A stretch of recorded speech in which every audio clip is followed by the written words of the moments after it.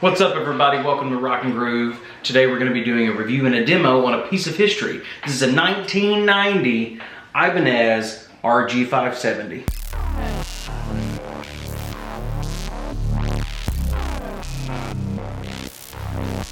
Hey everyone, welcome to Rock and Groove. Jay here, your one-stop shop for all things guitar. And today we have our hands on something that is really a piece of history and something pretty rare, at least for me and for what I've searched for and been able to get my hands on.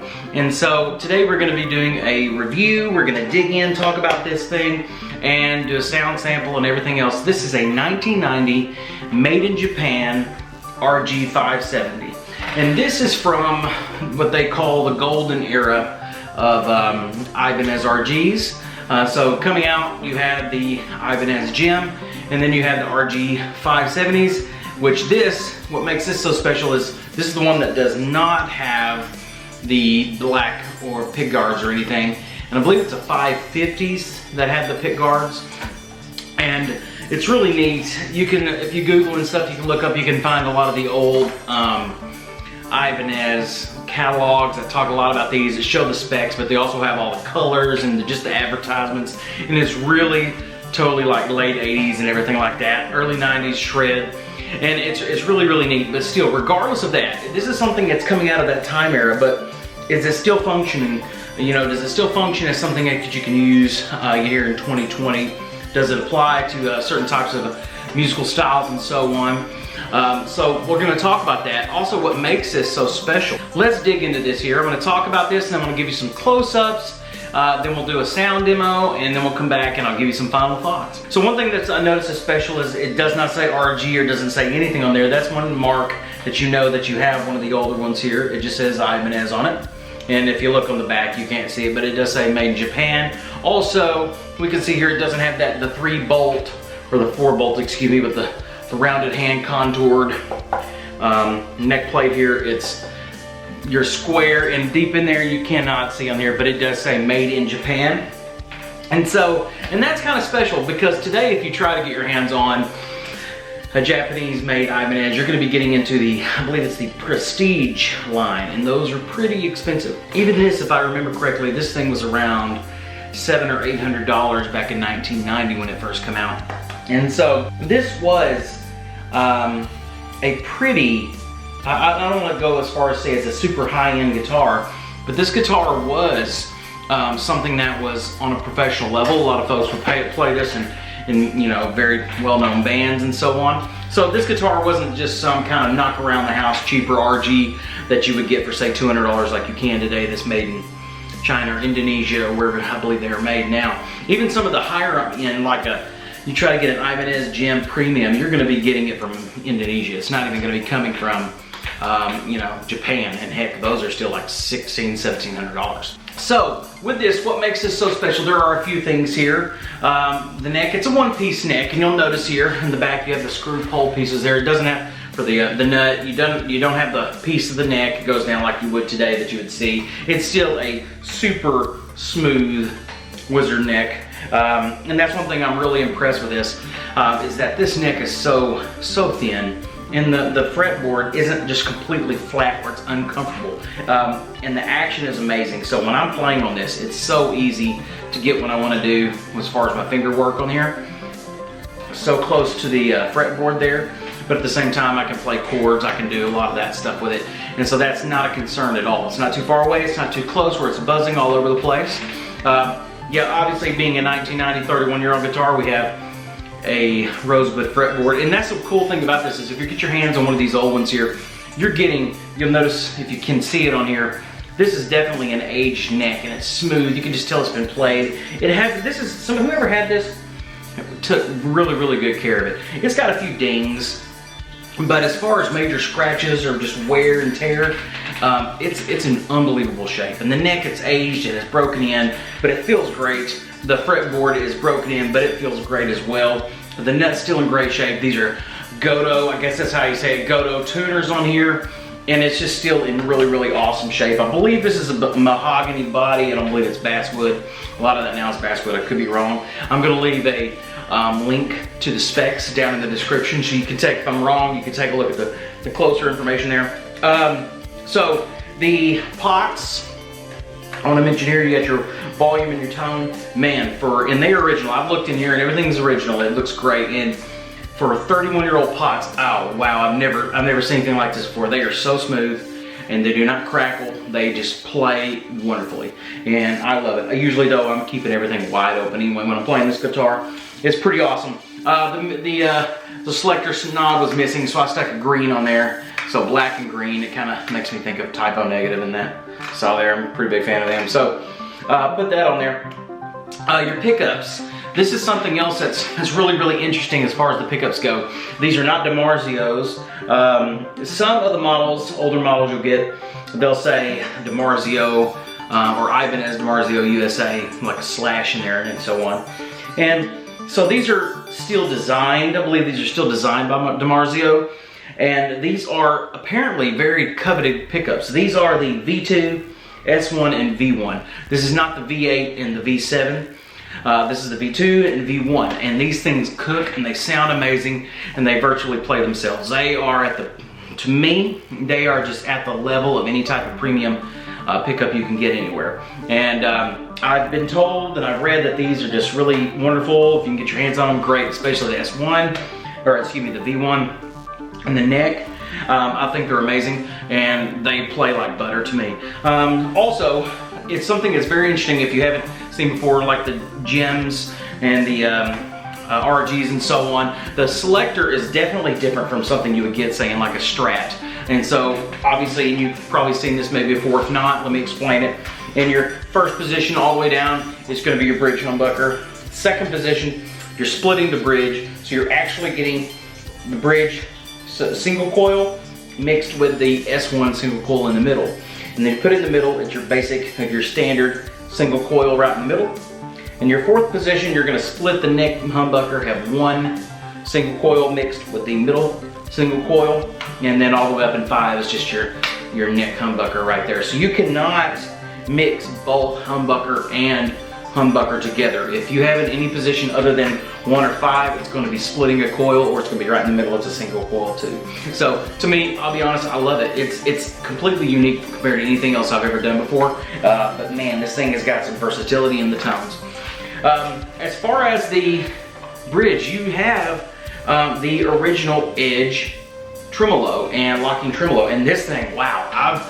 This is the first time I've ever played extensively on a type of locking Floyd Rose type of thing, and this thing is great. It's huge. It goes back really far. As a matter of fact, I can't get it all the way to the back. It like stops a little bit before it gets there.